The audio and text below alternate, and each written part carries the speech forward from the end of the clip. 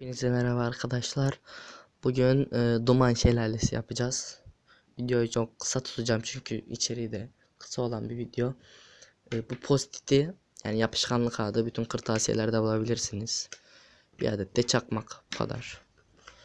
Bunu şu şekilde sarıyoruz, yuvarlak şekilde. Yuvarlak değil de silindir. Biraz geniş oldu.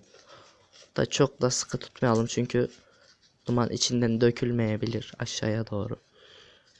Sıkı tutarsak.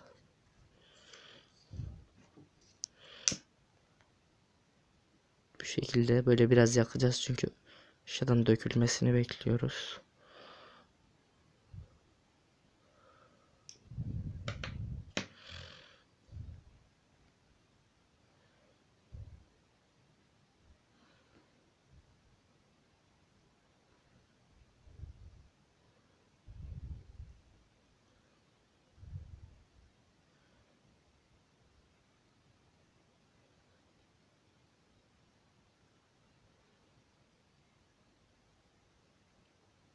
Bu şekilde.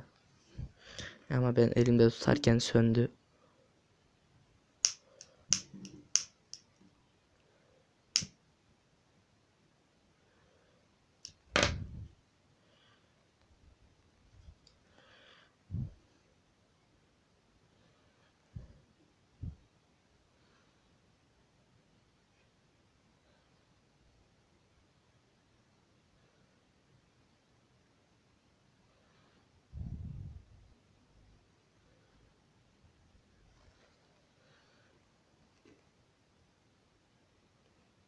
Uçuyor ki.